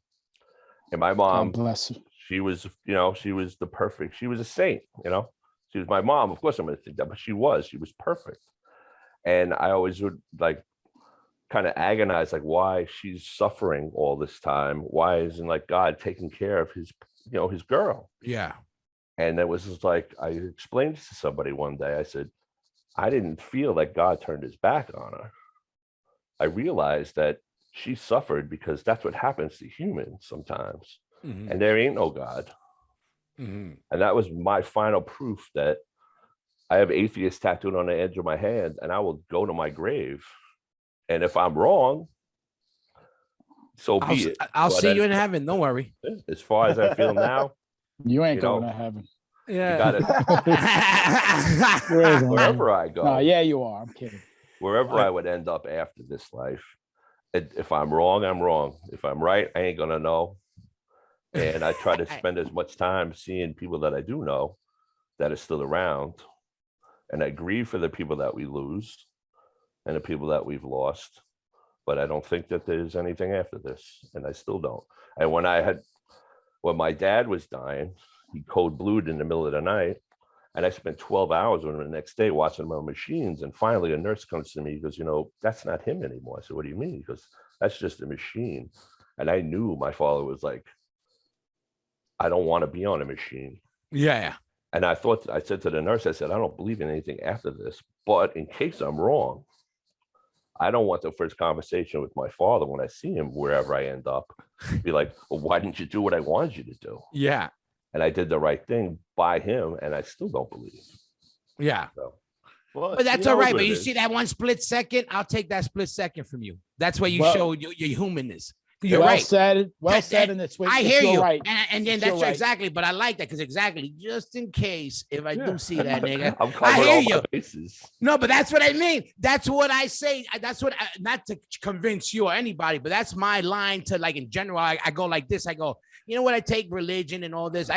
I'm deeper than that. But I tell people, I go, just don't. I said, hope. That's it. The maybe, the just in case. I'll take that. Because that just in case gets you an inch further. It got me miles further. That one thing you said was exactly how you said. Because if it's your pop, same way, for whatever the reason is, just in case, same thing. I do things, forget God, forget whatever. If I sell my moms, if I did this, if I slipped up right now, my brother and my moms will fucking kill me. But for that same reason, but you know what? I said, just in case that shit, they do get a phone call wherever they're at on what I'm doing. I want to know I'm doing, but that same, we don't know. You hope, you know what I mean? So that's what I say. That's how I go by. Same thing. So speaking of your brother, Big Dave, bless his soul, he was an original alleyway guy, and that's sort of the connection of all of us when it really comes down to it. Yeah, so, my brother grew up with everybody here. My brother grew up, so that's also how I know all these guys. And then my brother was in the Army when I started. Well, yeah, I was going to. I think I started going to shows when he was in the Army. He was going to the Army, and that's when I started going to shows. And then he was in the Army for a while. He was living overseas, and then exactly, that was the connection. He was fucking. Went to see that band in Italy. Yeah, and then I'm fucking and then then we started. These guys had moved the Schickhaus. You remember what year that was? What was that? Was the early 90s? 89. Yeah, 89. Was it 89? Yeah. Because Duck went into the Marine Corps while you guys were still in the. Okay. Yeah. And let me ask you this. This is how I also remember, because it was around that time frame. You were recording the Rest in Pieces record, and you had the demos. You were demoing them, or you had the roughs, because you would come back to the Schickhaus, and I would hear the roughs with Double O. With the Pieces stuff, the Rest in Pieces shit. Yep, for the new record. And you guys were talking scratch. Of course, go ahead. No, I did. Double O was talking shit. I remember. Actually, Duck went into the Marines way earlier than that, and that's why Eddie Leeway and May moved into Duck's room in the Flushing apartment. Mm-hmm. So that was the first apartment. That was early. That was really early. And I remember, and it goes back to the Ouija board, because Duck was messing around with the Ouija board in that alleyway apartment, and he was asking the thing that was like answering all these things that only he would know, and it was telling them that it was his father talking to him, because he had lost his dad like a couple of years before that, and it was tricking him to think that it was his father. And he was even like saying, was that you when I was on Firewatch that time? And it said yes. And Duck was like, wow, he really thought he was dealing with his father. And he asked, like, what's your name? And the thing freaking spelled out Satan. So, yeah, I believe what it spelled out Satan. It wasn't exact. It was like SATN or something like that. Yeah. And then from that point on, it started fucking with him. Yeah, and that's the kind of energy that you deal with when you mess with a Ouija board. Yeah, that shit's fucking. You know, it's the one thing would come on once in a while with me, and it would say, I gotta go. The one kid, and we're like, why is he coming? And he's like, he's here. And we're like, why? He goes, I gotta go. He's gonna hurt me. Who? And then it said God, and then it would leave. It did that to us. Wow. Yep. As Beto, he was with me every time. It said God one time, another time it said Zeus. I always remember that. Wow. I don't know why it was like Zeus, but that one time God was like, why? He goes, I gotta go. We're like, why? He's here. That shit was creeping me out. He's like, he's coming. We're like, that's freaking. And then we're like, why? He's saying it like who? And it was like, God, goodbye. And we're like, and then another time it said Zeus, he's here. I was like, what the fuck? I was like, a Greek guy? No, you know what I'm thinking about? I'm thinking about like the night. There was a night where remember OT? Yeah, of course, occupied territory. Yep, occupied territory. They were like the band at the time out of Jackson Heights. Yep. That and you were always hanging around with them. You didn't play in that band, though, yeah, right? No. I was just they were like, Eddie Mergen, right? Yeah, they were just finishing and they were trying to start something new when we were hanging out, and then that's how we ended up starting Demise. But yeah, it was like the end of OT. End of it, but like that whole time, there was like, and we called. This is like pre-DMS. We called all of you guys kind of. Yeah, like, OT crew. They used to. OT posse. And OT that's posse. when. And it was OT funny posse, because like that's right. we were in Schickhaus for a little bit, and there was a night where those guys came over, and you might have been with them, and it was like the beginning of the Schickhaus OT Pact. Yeah. We used to always say like, "Yo, we got the Schickhaus OT Pact." Yeah, you know what? No, I wasn't there that time. I don't remember the first time going there, but I think the first time we went there, it was just like with me and Double O, or me, Double O, and Sid, like one of those, like Yeah, we had to make a pact. You guys were like dangerous little maniacs. So we were like, we got to bring these guys into the fold. Like we're the older guys, okay, let's make friends. So you were like, but yes, so they don't rob us. No, because that was around 89 then. All right, like you were saying 89, 90, because I remember like for everybody out there, like I was saying, like me and my brother, rest in peace, Double O. Rest in peace. We used to patrol our neighborhood. We used to patrol for no reason, looking for beef. But like, okay, can we be real about this? Or we gotta kinda, No. So what would happen is our buzzer would ring. You could like talk through it. It was like a talk. Hey, let us up. You hear all this crazy shit. You're like, oh, is this maniac? So these guys would come up, and those big green army bags, the big ones you hold on your shoulder like an army. Good old days. Can I say what it was loaded with? Yeah, of course. This bag would be loaded with guns, machine guns, pistols. This is 1989, so that has no bearing on today. Yeah. But it would be like there'd be like at least 15 guns in a fucking duffel bag, and we'd be like, these kids are crazy. What are they doing? And they'd be like running the streets with guns, and they'd come hide at our house. Yeah, like after whatever they did. I wasn't asking, what did you do? We used to be like, could you hold this bag real quick here? Yeah, hold this bag. While? But you know what's crazy? It's a bag full of machine guns. It was what was crazy? These kids are nuts. Look it. I tell you this. I think about it sometimes. I was like, crazy. Obviously, very crazy. But I was like, AK-47, Uzi, whatever. And I'm like, but yet we were on foot. None of us had a car. We chipped in. We ate fucking chipped in from Whoppers. Like how crazy is that? Yeah, eating wing lead. but it was a big pit stop for me, my man Double O, especially in the winter too. Like I remember specifically in the winters, like rolling up there, like in big jackets. It was like somewhere warm. And you guys were gonna be there, and we were strapped. Always. We were like, somewhere warm. They got the heat on. We're like, we know they paid the fucking heat bill because Devil got a job and the other guy's gone. But we had and what I loved about, like I said, what I remember was at that time you guys were recording the Rest in Pieces album, the second album, and you would come with demos, and we got to hear the demos at that time. And I remember at that same time, Devil, this is why I always remember you specifically when I think of that. You just bought that mini Marshall full stack. And you were like, check out my full stack. And it was like, I was like, whoa, I never seen one like that. On the MOSFET? The little, a double, the stack. And I was like, yo, you had it in the living room. I remember. I was like, yo, I want one of those shits. Yeah, man. Those toy guns looked real, man. Yeah, no, they were. But I was thinking about it. Look, you know what was crazy? Like now, thank God, now that we're legal, the few of us that do have a concealed weapons license, as myself, I can't speak for everybody else. But now that living in the state of Florida, where I could have as many fireworks as I want, I can't believe I was able to get what I got when I did. Back then, because I got shit from Armand's country. Forget it. Oh wow, yeah. I mean, crazy. You brought so over realistic looking. It was fully automatic, right? Yeah, everything we were able to get as a kid. Being a kid in New York at that time, it was really like one of those things. If you knew the right person, you could really get. If it was stolen cell phones, machine guns, It was the 80s. Tylenols, but by the bulk, there's something to hustle. That's what I mean. There was always somebody who had a hustle to pass on, something falling off a truck. 30 years ago. Good. It's a good thing that we all found music and our lives went in a different, more positive direction.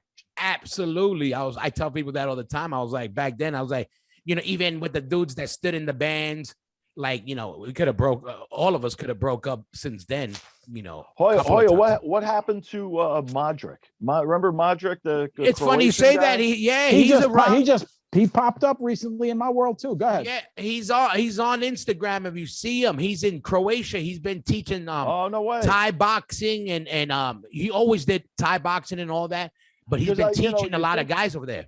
You think back to those days, and like he was the martial arts guy, right? Like, yep. and he was good, but his legs, oh my God. Yeah, always.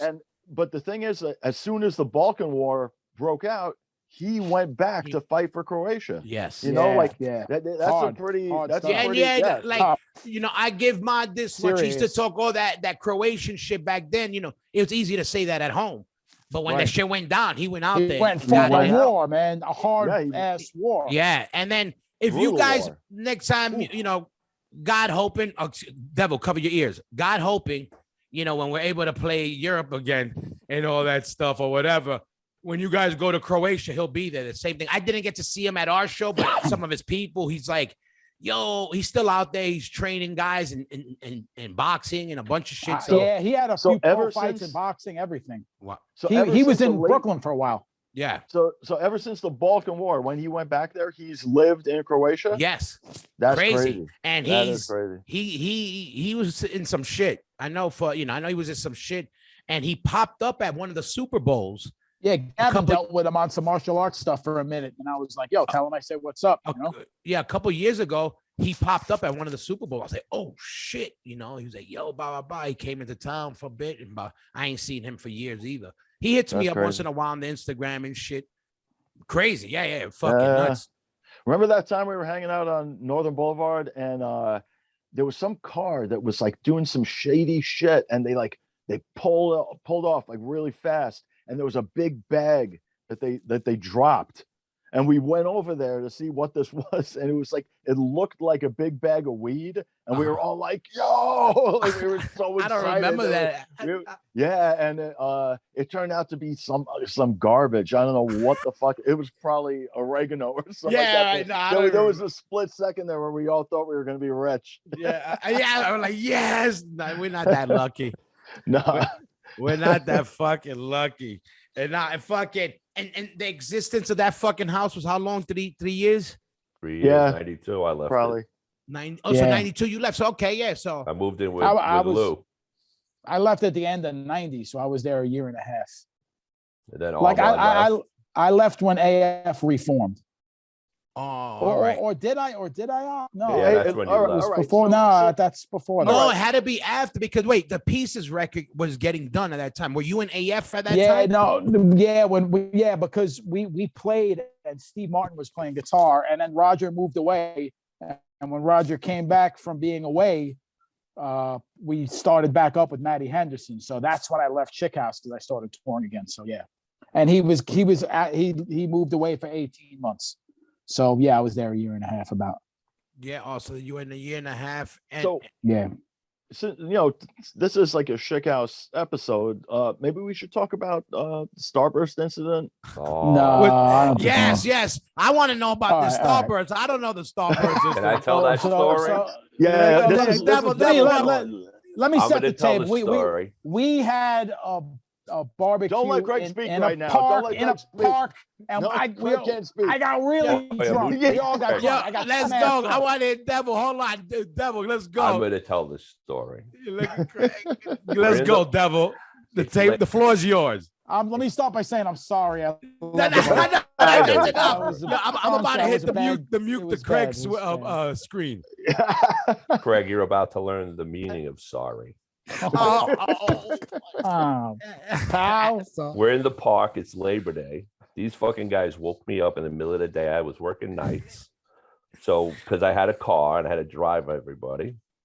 So I'm walking. I've got a hamburger in one hand and a 2-liter bottle of soda in the other. And I walk over, and Craig just looks at me, and it's like something bad. And he fucking whips this fucking Starburst, and it hits me right in the fucking mouth. I from like 20 feet away. Yeah, I dropped the fucking soda in the burger, which I'm mad. I dropped food. Come on. And I fucking ran at him. I was gonna kill him, and fucking Armand got in between us. I might say the Starburst. And then I left. Angry. I mean, but that was just like one of the many I was things. drunk. That was the first sorry. physical one, though. That was the first physical one. That was the first. There were many like mental attacks. But at like, that same thing, Armand and I had a fight with 2 sticks. Oh yeah, we had like a fight too. I was drunk. A duel. It was like got stupid. A scar from it on my thumb. Yeah, I cut his hand. We were messing. Yeah, you guys had a duel. Then he wanted to beat me up. Everyone wanted to beat me up that day. I was drunk and I was acting like an ass. Yeah, you took off a glove and smacked him in the Sorry, face. guys. Sorry, guys. No, but Craig, he was tormenting Devil for months and Very months. common of Craig. Yeah. To beat a man when he's down. He was my friend. He's my friend. I love him. He was. He still didn't is. think I would get physical with him, and he found out the fucking hard way. He punched me in the face one time. I punched you. No, I punched you in the face. Arm. Nope. You punched me in the mouth. When Craig was going to punched me in the mouth. I was like, "Oh, what do you do? What's the matter with you?" No. What's the matter with you? What are you doing? You were going to the PAL place for boxing. Yes. Right. And you're like, "Kid, punch me in the arm." I'm like, "I don't want to hit you, Craig. I don't remember this. All right. I'm like, "I don't hit my friends." He's like, "Come on, kid. Come on. Hit me in the arm." So of course, I know how to punch. I ain't no boxer, but I know how to hit. Yeah. So I fucking nail him with my fucking knuckles right in his form. He's like, "Ow." And I told you I don't want to fucking hit you. Yeah. And now you're fucking complaining that your arm hurts. You're a good guy. It must have felt great though, right, Devil? Oh, it felt so great. I remember so good. I remember Devil would loan me his car. This guy was so good to me. I mean, he's the best guy in the world. Thank you, pal. And all you did was abuse him. Sorry, I got drunk and threw a Starburst. I was drunk. Hey, well, the Starburst was, like. Hold on, let me tell the story. So he loans me his car to go to the PAL to box. So I'm going to the PAL and I go under like the train, the 7 train over there by 74th Street. By 74th Street. So I go and I make an illegal left turn and a cop pulls me over, right? License and registration. I don't have any of that, And I look at the guy, my boxing bag is open. And I look at him and he goes, "Boxing?" I go, "Yeah, I just made up a story in the spot." I go, "Yeah, I got a fight tonight against a guy that's 13-0 with 13 knockouts. I'm sorry, I wasn't paying attention. I was thinking of my strategy and how I'm gonna beat this guy. I'm gonna beat this guy. I'm definitely gonna beat him. I'm going over it in my head." And the guy looked at me and he's like, "Be safe, good luck." And he let me go. I just made up the story on the spot. The 13-0 with 13 knockouts was my coach fought a guy that was 13-0 with 13 knockouts and knocked the guy out. But that just came up as part of the story. So I made that story up and I didn't get arrested. I could have got arrested. I have a car with no license and they just let me go. But you're still a horrible friend to Devil. Yeah, I'm still a horrible friend. Yes. You got away from the cop, but you're still a horrible friend to Devil. That's how you treat your friends. And you know why you can't turn there? Why is that? Because it's buses only. That's how I know. You got me. Listen. Buses only. Power moves. And Devil, what's up? You still working, right? Yes. It's funny, 35 years. I haven't driven a bus in customer service in 14 years now. But wow, that's crazy. I remember going back to old days, Lou was dating this girl and her mom was a city bus driver. And they're like, "Oh, yeah, our friend drives a bus." She goes, "Oh, what depot?" And I'm like, "Oh, he works for Queen Surface." And she's like, "Oh, that's not a real bus company." Oh. But fast forward, I'm a fucking boss there now. Yeah.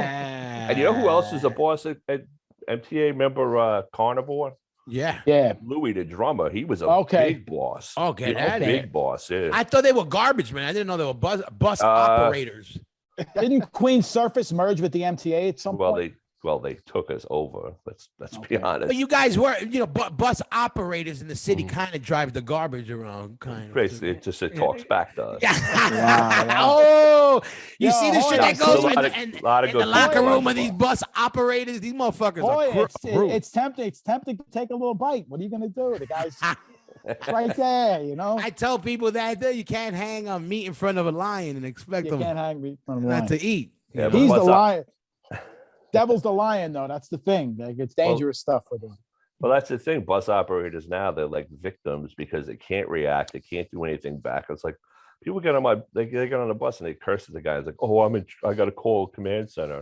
And I'm like, dude, I would just curse right back at you. Yeah, And I back earned in my the day, respect that way. yeah, Devil would throw Bus hot drivers coffee didn't in your take- face. Yeah. Devil would throw hot No, coffee right in your well, face. He's not a coffee I'm drinker. not a coffee drinker.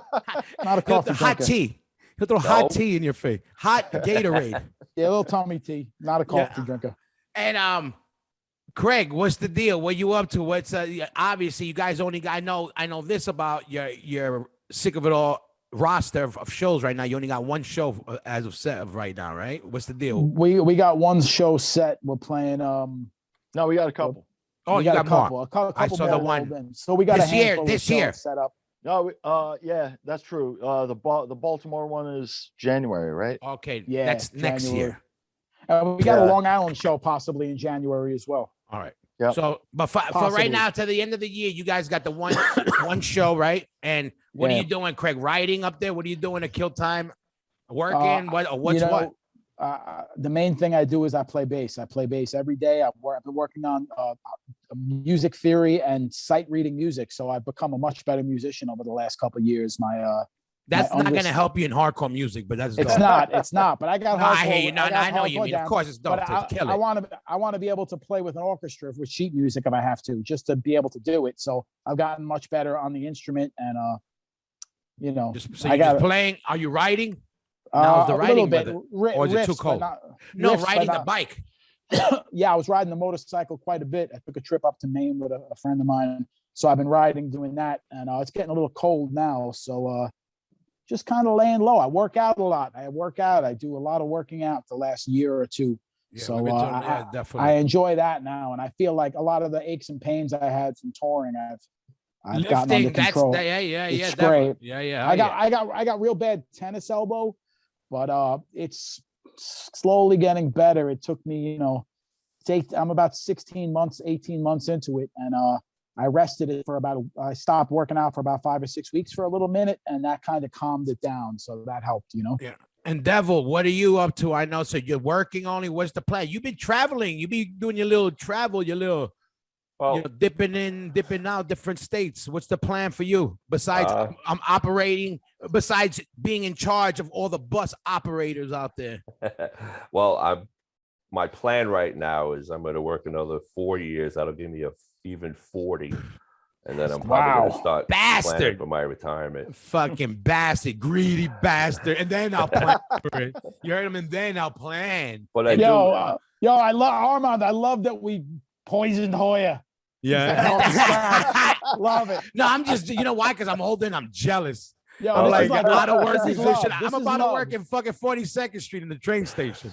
Really, Right. what Well, we're doing is we're throwing love at Devil. Let's be real. I mean, we played hardcore. We had no safety net. We had no retirement account. You know what I mean?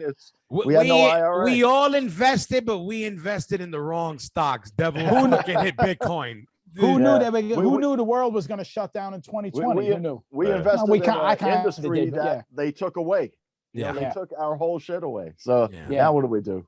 So Well, to be honest with you guys, all my friends that are in bands that did so well, and the three of you, Craig, and I'm proud of all of you that you stuck it out all this time.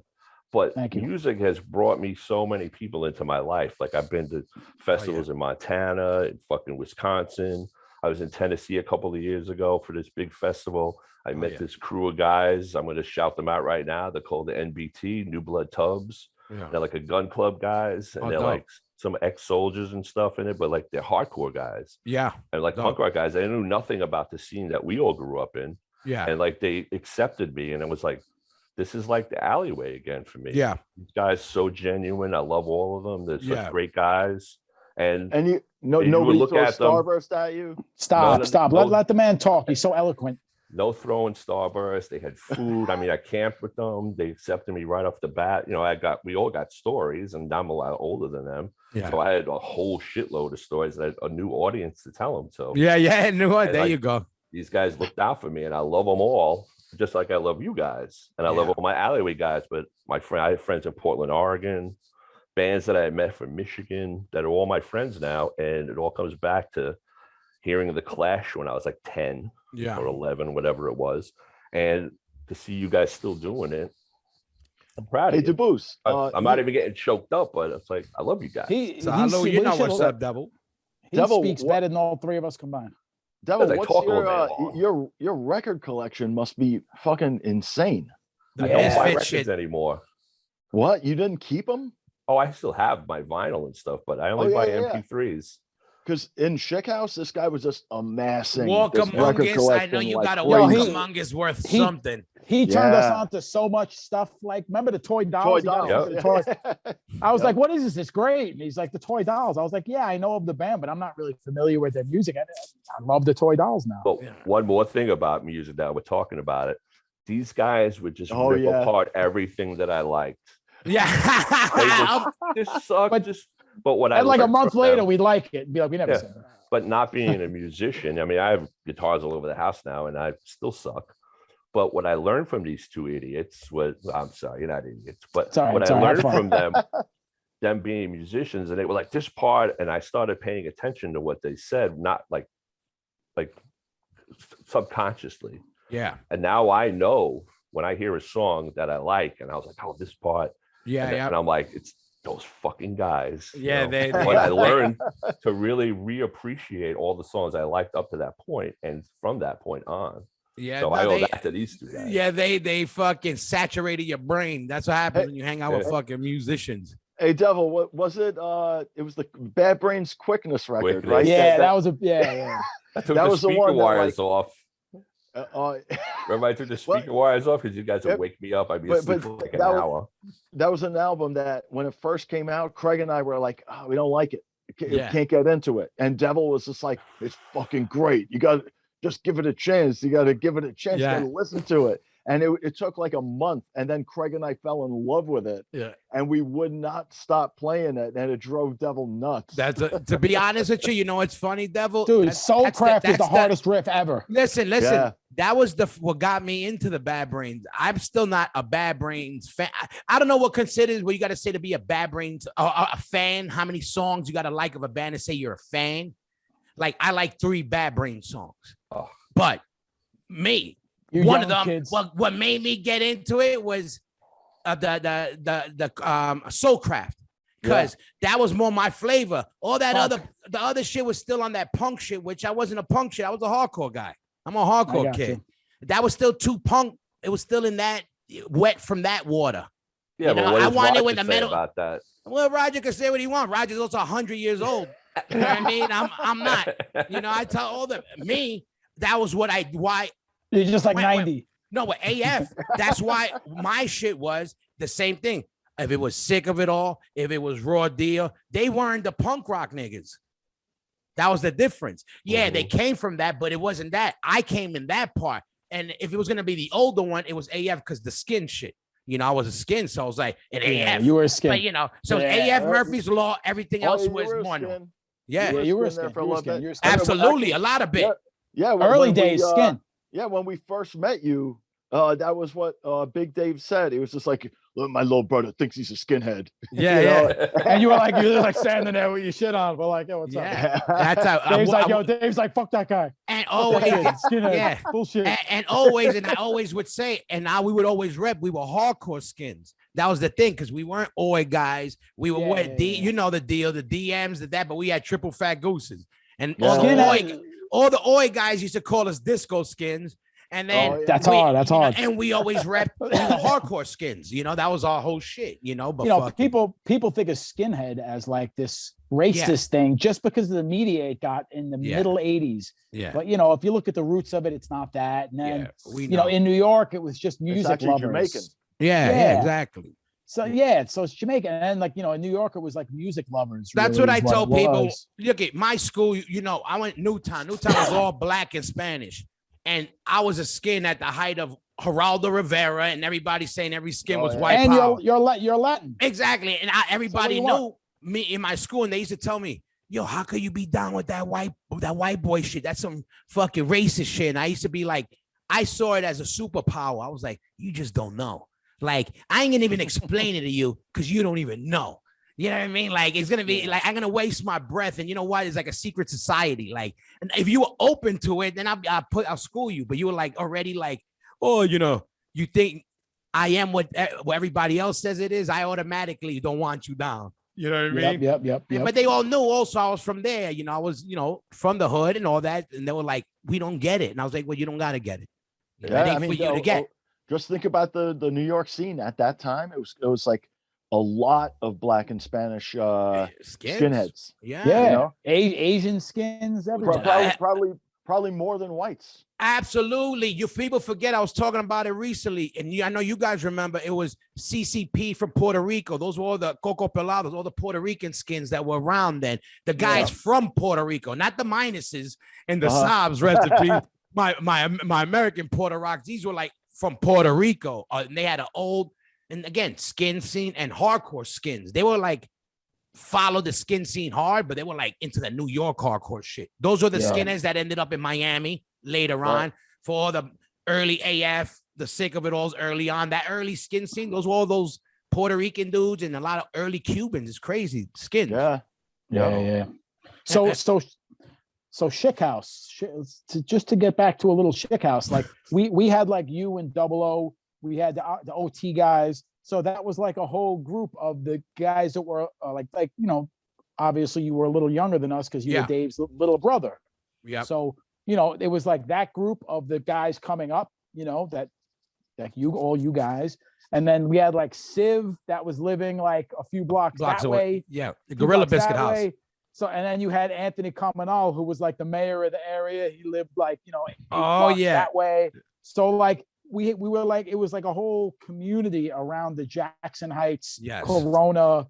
What other who else was right there in the middle of that was East Elmhurst. East Elmhurst. And in the middle of that was Marcos with Bad Trip. He owned the studio. Oh, yeah. That's in right. Between that, and that's where OT and all those early bands were able to record early on. Yes. And for everybody out there who don't know Marcos, Marcos, old hardcore guy, used to be in a hardcore band, Bad Trip. He ended up doing big videos for like POD and all those bands later on. Shout out to Marcos, wherever you at. What's up, Marcos? But it was like a whole thing brewing. We had like a whole thing brewing. It was like, Jack Flanagan, rest in peace. He was fucking down. You had the mob there. Anthony was there. We spent every holiday at Anthony's house. Fucking Schickhaus was there. Gorilla Biscuits house. That's a lot of history there. That house was always there. You knew about the Gorilla Biscuits house. Then you had Astoria, all the Astoria motherfuckers. All of it. So with going to Anthony's, like I first went to Anthony's house when I was probably 15. He's like, come over for Christmas. I knew him from hardcore. You know what I mean? He's like, yeah. He's like, come over for Christmas. So, everybody went over. Everybody was there. So I walk in and I look around and I go, I've been here before. And he's like, what do you mean? I go, he had a fire, like what do you call it? A fireplace, a done up fireplace. And I said, when I was here, when I was a little kid, there was a motorcycle, like a dirt bike on plastic, so it didn't get the house messed up, right by the fireplace. And he calls his father over. He goes, Dad, come here. And you remember Anthony's family was the ultimate fun people to be around. Yeah. Joke around. They would goof with each other. Like the whole thing was like totally like just having fun with it. And he's like, Anthony's like, Dad, he's been here before. He says there was a motorcycle. He's like, yeah, remember cousin so-and-so? And then Anthony's like, tell him who your father was. His father was crazy, Dad. And it turns out, and Anthony's father was old school. When he found out who my father was, he just nodded his head and said he was my friend. So my father used to play cards with Anthony's father. So when I was like 3 or 4 years old, maybe 4 years old, my family was invited for a Christmas dinner, a holiday dinner. Maybe it was Thanksgiving. I don't know. It was 4. But we were invited to Anthony's house because my father and Anthony's father were friends. So I went to dinner there. And then when I came back 10 or 11 years later, 12 years later, I remembered his house. So it turns out Anthony's father and my father were friends, like old school friends. The best house to go to in the holidays, you know. Queens at that time too had that thing. It was that whole area where Queens was just bumping, you know. They both knew AJ's father. They knew Blood Clot's father. They all these the fathers all. And shout out to fucking definitely fucking Ezek's pop. He used to work down the block at Chalmers. Fucking, you know what I'm saying? Everybody, Joe Bruno was fucking working down there. AJ Novello, everybody. Everybody's at the Armand. What's the deal with you? So obviously, you know, you're the other half of the sick of it all guys, or the other, the 1/4, but the other half of the ones here. What's the deal with you guys and what you doing? Like what besides those shows? We're sick of it all? Yeah, well, I mean, and just in general, what are you doing now besides those shows? The plan is to write a new record where you know, Pete's been writing a ton of music. He's actually been writing a lot more lyrics now, and he's got a lot going on with that. Yeah, he's got a lot of demos of a lot of songs. So when we finally get together and really start focusing on this stuff, then we're going to get the ball rolling on recording a new record. I think we should probably, like Pete sending us stuff, we should organize what he sent us as a start and send our own stuff, and we should probably virtual demo, like you put a drum track, I put a bass track, and do some demos. Let me ask you guys, so we don't have to spend the money of getting together yet. So you're still at the stage of throwing the riffs around. You don't got any kind of like Pete's got whole songs. Well, Pete's got whole songs. Yeah, he has whole songs with lyrics. Well, we'll probably mess with them, and we'll put our 2 cents in. But yeah, that's how it goes. And you know. I'd like to get together in December. You know, we got the whole month of December to work on shit. So why not? You know, you want to do it? You want to just do it at my place? It's free. Maybe, I don't know. Your place sounds kind of crappy. What are you talking about? All we got to do is pull out some of the blankets. Yeah, tell us how you really feel about his. That's the thing. It's like it's kind of takes away from the whole. You want, especially working on new material, because you want new material to hit you, and like you want to feel it. And I got doubled up moving blankets. My basement's concrete. The room we're talking about. So I put up moving blankets. We could just take. We're gonna work on it, Craig. We're gonna work on it. Slap around. Yeah. We're gonna work on it, Craig. No, you're gonna have to leave. You're gonna have to leave your house. We don't have. You're gonna have to leave your house. You're gonna have to leave the comfort of your own house to go work. Okay, a couple $1,000. You got too comfortable up there. You got too comfy up there. You can put in your pocket. Put it in my pocket. But yo, listen. I'm glad I got to get all you. I'm glad I got to get all 3 of you guys and to get it this quick. I had to jump on the opportunity, but we had to hit lightning. Good. We had to hit. We had to strike. What's that phrase? You had to strike. You mentioned that to me. Well, the iron's hot. When he mentioned this to me in a text like 48 hours ago, and I was like, "Good idea," and I immediately sent out a text with everybody in it, like, "Let's do it now." Yeah, and we had to jump on it because I knew there was 2 guys out of work. And I know there was one guy with a job, like for the last hour and a half. Nothing's changed. So the minute Devil was like, I'm open, I was like, let's get him. And I wake up at 5 a.m. So he was like, early. I'm like, man, what's early to you? Early for me. This is early for me. You know, exactly. So, but listen, I'm glad I was able to get you guys. Listen, this is going to come out next week. I'm going to let you know. I'm glad to get all you guys, especially Devil, because Devil's the special. Best. He's the candy corn in your trick or treat. No, that's the wackest candy. He's the Reese's Pieces in the trick or treat bag. He's the Snickers, the mini Snickers bar. Exactly. That's the one you want. Yeah, he's the Starburst. The Starburst. Oh, the Starburst. But listen, sorry, pal. Listen, I'm gonna text all you guys. Yo, love all you guys. Right. One love. You know what's up. I'm glad you did it, and we're gonna be back next Halloween for the next Halloween edition. Just for the record, 3 bass players here. 3 bass, me, Devil, and you. Yo,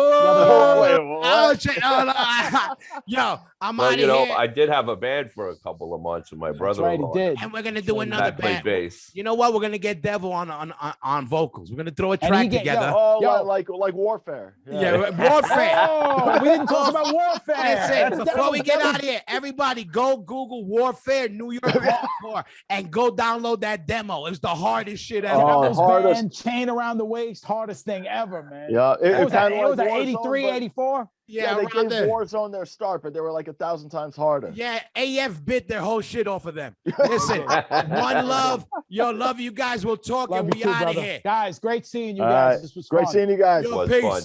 All right, take care, my brothers. All right, later on. Later.